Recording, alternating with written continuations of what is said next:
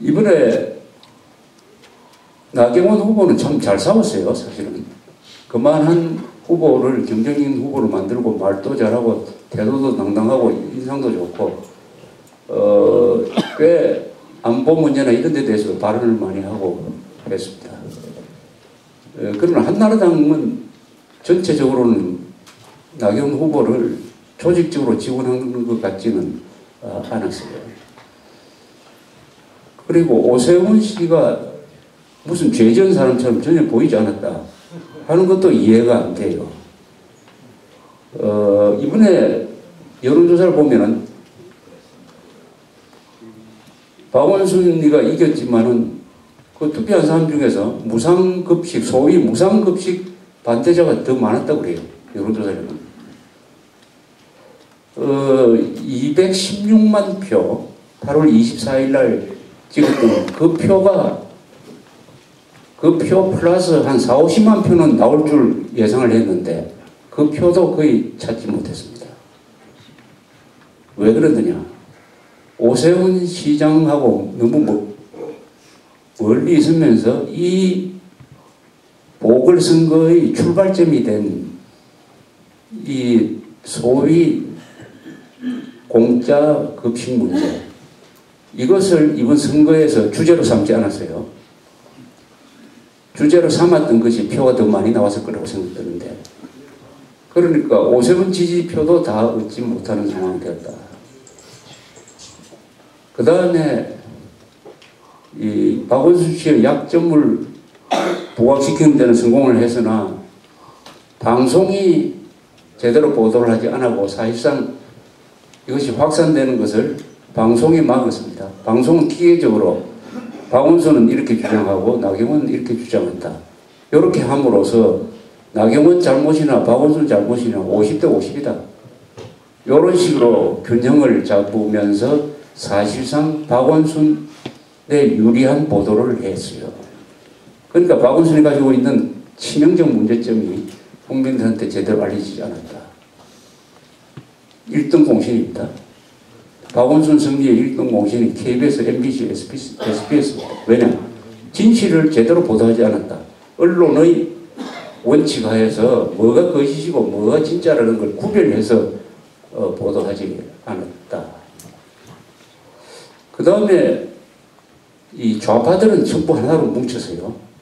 이번에 박원순 지지로 다 뭉쳤습니다. 거기서 빠진 좌파가 없습니다. 근데 이쪽은 오세훈 씨도 가만히 있었고 특히 이회창 씨가 가만히 있었어요. 후보를 내지 않았습니다. 그런데 과연 이회창 씨는 이번 선거에서 아무 할 역할이 없었느냐? 이거는 대한민국 한나라당과 좌파 세력의 대결이라기보다는 대한민국과 반대한민국 세력의 대결이다. 이렇게 선거의 본질을 인식을 했다면은 자유선진당과 이회창 후보도 오늘 하는 일이 있었을 것이다. 이렇게 생각이 듭니다. 특히 박원순 씨가 선거 프래카드에 야권 단일 후보라고 거짓말을 했습니다. 야권에는 당장 자유선진당이 들어가는 거 아닙니까? 그러면은 자유선진당 이회창 씨가 박원순 씨의 그 명칭은 완전히 대국민 사기다. 우리를 모독하는 것이다. 우리는 그럼 야권이 아니냐? 우리는 여권이야. 이런 식으로 성명서 하나는 내서 했다는데 그것도 안 했어요. 자기 이름이 도용되는 걸 보고 그냥 구경만 했습니다. 구경만. 한국에서의 모든 선거는 체제 대결적인 의미를 가지고 있기 때문에 구경할 자리가 없어요. 그 구경하고 싶은 사람은 대한민국 국민 되기 싫은 사람이에요. 이런 이념 대결 상황에서 살기 싫으니까 저 평화를 구가하는 남태평양에 가서 살고 싶으면은 이런 선거판에서 구경하면 됩니다. 그러나 이런 선거판에서는 구경하면 안 됩니다. 은퇴를 드려야 돼요. 그런데 이회창 씨는 구경꾼의 선택을 했어요. 구경꾼의 선택을 했습니다. 그것은 한 인간으로서, 한 국민으로서 대단히 유감스러운 태도였다. 이렇게 생각합니다. 돼요. 이번 선거에서 언론의 역할이 결정적이었습니다. 앞으로도 그럴 겁니다. 언론의 역할은 선거에 미치는 그 비중이 점점 커지고 있습니다. 과거에는 선전전과 조직전 두 개로 나눴어요. 선전도 중요하지만 조직도 중요하다. 요새는 조직의 의미가 점점 약화되고 있습니다. 선전이 중요합니다. 선전은 어떻게 이루어지느냐? 언론 매체를 통해서 이루어집니다. 방송을 통해서, 신문을 통해서, 그리고 인터넷을 통해서, 요새 새로 등장한 이 모바일 폰, 트위터, 페이스북 이런 걸 통해서 이루어지는 것입니다. 이 부분에서, 이 선전전 부분에서 박원순 세력이 양적으로 많았어요.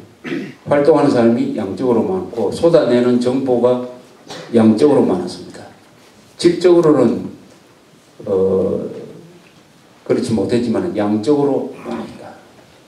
그리고 새로 이 등장해서 우리를 머리를 좀 혼란스럽게 하고 있는 이 트위터란 거, 트위터가 이번에도 꽤 영향력을 발휘했다. 이렇게 큰 것 같습니다. 여기 트위터 하는 사람 있습니까? 손 한번 들어보십니까? 한 분, 두 분, 세 분. 뭐, 이 정도일 것 같습니다. 이 정도. 이게 다음 선거에는 1년밖에 안 남았지만 적어도 여기 계신 분들이 한 반 정도는 트위터를 하셔야 종북 세력을 막을 수가 있습니다. 트위터라는 게 뭐 어려운 게 아닙니다. 인터넷 하시면은 다 트위터를 하게 돼 있어요. 그래서 우리 트위터 전문가를 여기 한번 데리고 와가지고 트위터 교육을 간단하게 한번 제가 하도록 그렇게 하겠습니다.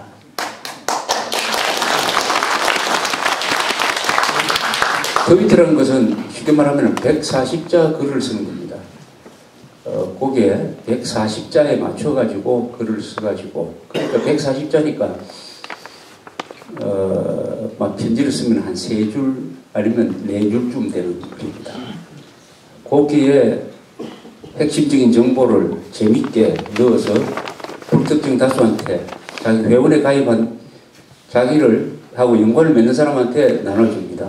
그럼 그 사람이 또 다른 더 글이 좋으면은 또 자기 회원들한테 또 나눠줘요.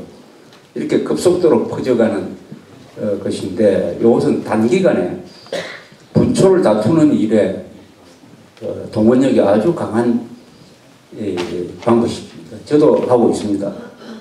최근에 이장춘 대사가 이걸 해가지고 하루에도 몇십 건 그 지금 글을 올리고 있더라고요. 해보니까 아주 재밌다고, 재미도 있고 보람도 있다고 저한테 이야기를 했습니다. 그 내용이 아주 좋아요, 또. 그러니까 이게 경험이 많은 기성세대가 이 세계로 들어가면은 글을 잘 쓰기 때문에 이 주도권을 잡게 돼 있습니다. 다만 그런 노력을 자기를 바꾸는 거니까, 운전 안 하던 사람이 운전 배우는 거, 이 워프로 안 쓰던 사람이 워프로 배우는 거, 이게 다 자기 개혁인데 거기 하기가 조금 귀찮을 수도 있습니다. 그러나 선거에 영향을 주려면은 안 하면 안 되게 됐어요. 최소한 트위터는 안 하면 안 되게, 안 하면은 뭘 하느냐, 선거판에 구경꾼밖에 안 됩니다. 앞으로는 선거판에 구경꾼으로 남아있으면 안 돼요. 선거판에 반드시 참여해야 됩니다. 그러니까 전 국민 선거운동원화 되고 있습니다, 지금. 전 국민 선거운동원화. 더구나 체제를 걸고 대결하는 선거에서는 아까 말씀드린 대로 부당파가 있을 수 없고 중립의 여지가 있을 수 없다. 그래서 과거와 같이 뭐 인연을 가지고 뭐 부탁을 하고 동창회 뭐 향후에 통해서 뭐 하던 방식 먹히지도 않을 뿐만 아니라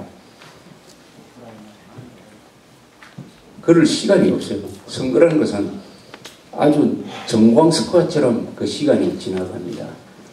그러니까 스피드가 굉장히 중요하다고 이렇게 말씀드릴 수가 있어요. 그래서 이 좌익과 싸우는데 어떤 방식으로 해야 될지 이번 선거를 통해서 방법론은 이제 드러났습니다.